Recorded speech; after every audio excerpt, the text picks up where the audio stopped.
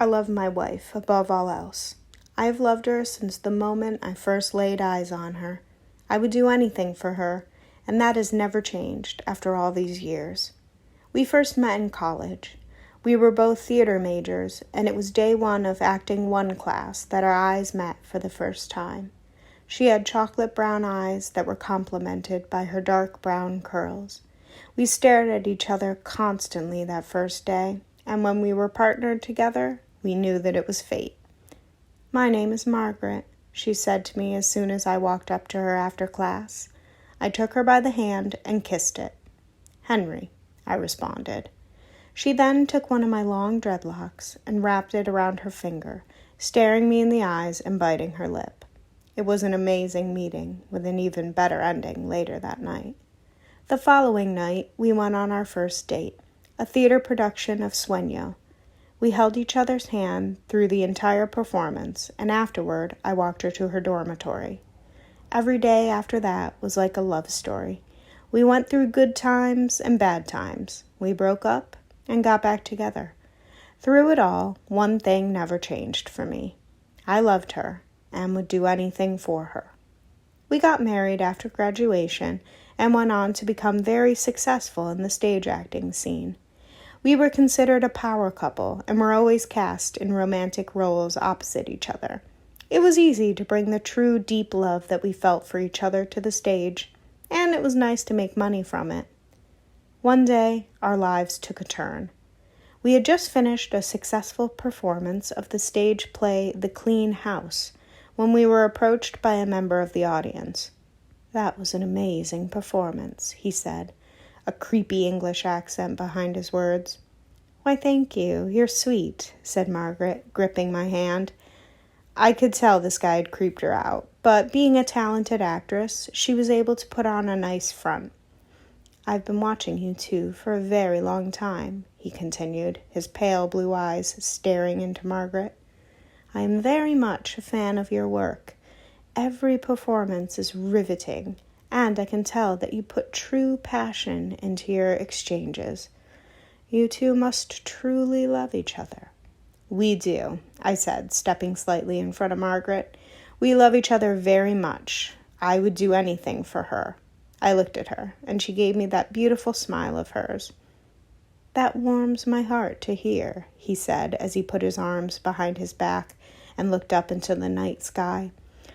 "True love is a valuable gift that is often taken for granted. If you're not careful, you can easily lose it forever, and it can never be replaced, no matter how hard you try." He then looked at me, and I could see just how disturbing his pale blue eyes were. "Hold on to that gift. Cherish it forever."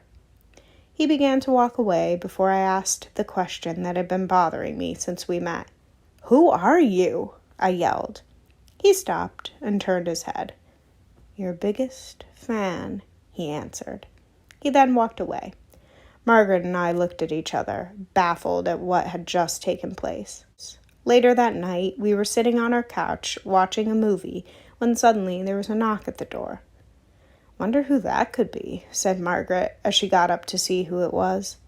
She looked at the peephole and froze in place before taking a single step back and opening the door. Standing just outside the door was the same man we had talked to earlier that night. He stood there with his arms behind him, his pale blue eyes shining like the moon. "Honey?" I said, standing up from the couch to join Margaret at the door. "Please, come in," Margaret said to the man, to my shock. "What are you doing?" I yelled, running to get to the door. The man stepped inside before I got there and began to stroke her face. When I finally got to them, I threw my fist and connected with his face, knocking him back outside. I quickly slammed the door and locked it. I turned to Margaret, who was in some sort of a trance. I tried to snap her out of it. "Margaret!"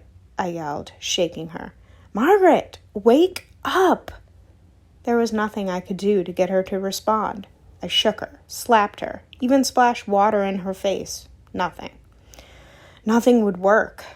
Suddenly, the lights in the house went out. I looked around until I saw the silhouette of a man standing outside our living room window. I blinked, and it was gone. I began to panic and ran to the gun safe in our bedroom. Despite being theater nerds, we were very well trained in self-defense and firearms. We could each hold our own if our lives were in danger, and if there was ever a time to put that training to use, it was now.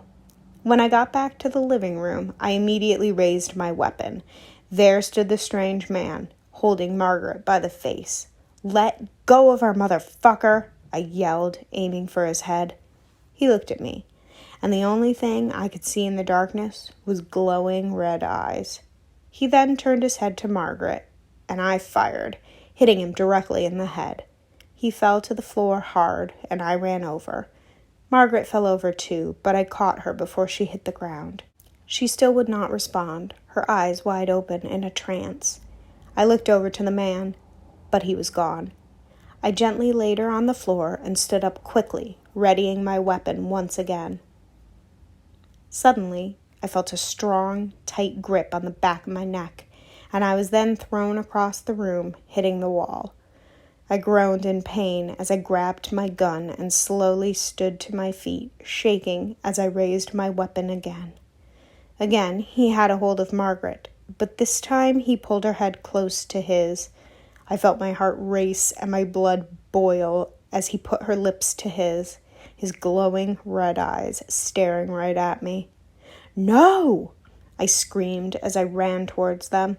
He then pushed her to the side and opened his arms to me, as if inviting me to fire on him again. I obliged and fired 5 rounds into him, but all he did was allow them to connect as he laughed.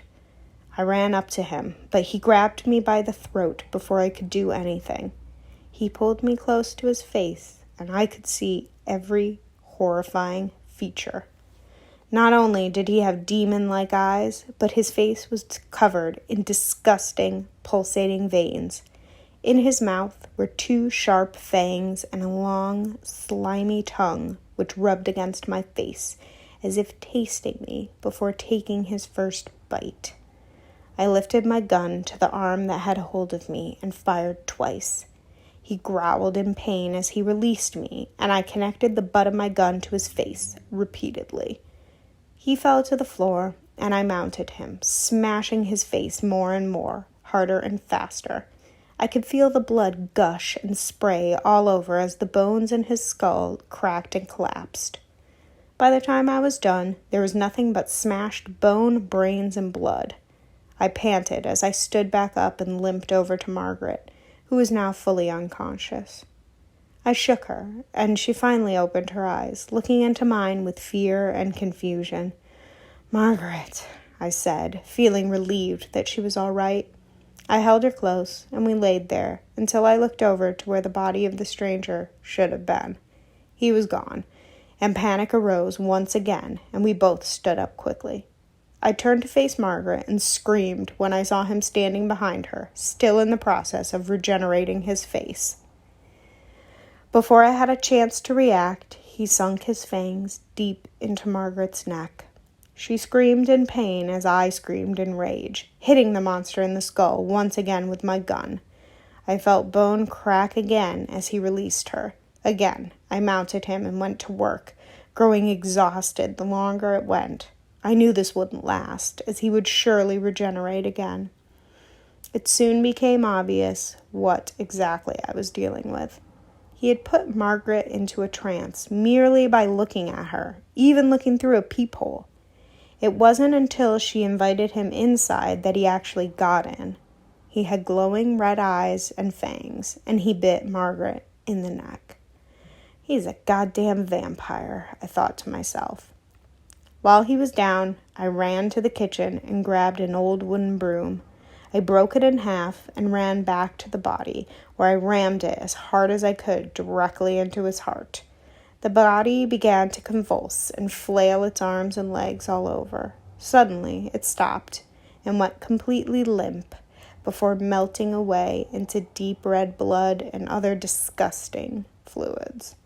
After catching my breath, I slowly turned my attention to Margaret. She sat there in the darkness, legs folded and upper torso fully erect. "Honey," I said, nervously approaching her. In the darkness, I could only see her silhouette until her eyes began to slowly glow red. There was only one thing I could think of to do. I love my wife.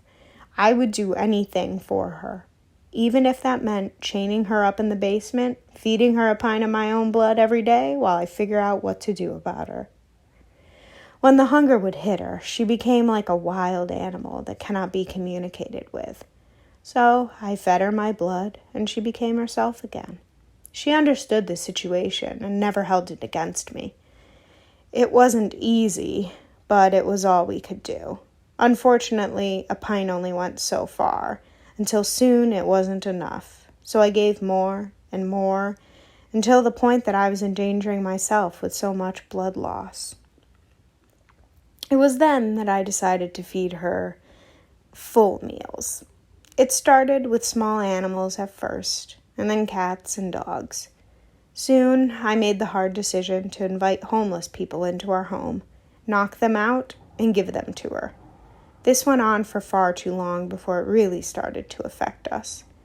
She felt like a monster, and I did as well. I love my wife, and I would do anything for her, which brings me to now. I'm sitting here, writing this, shaking. There is literal blood on my hands as I try to compose myself. She asked me to do one last thing for her. I refused at first, because I loved her too much. "If you love me," she began, looking deep in my eyes, her now pale blues not blinking, "you will do this." Tears fell from both of our eyes as I pulled her in close. "I love you, Margaret," I whispered. "I love you, Henry," she responded. I could hear the squish as I drove the wooden stake in her heart. I trembled as I listened to her whimpers, gasps, and eventual silence. I broke down as her body melted away into liquid. I laid there in her remains, sobbing. I sit here now with nothing left but the warning about the creatures of fiction that are very much a reality. I write my confession of the crimes I have committed out of love. I say goodbye to any friends or loved ones that may be reading this. I loved her, and I did everything for her.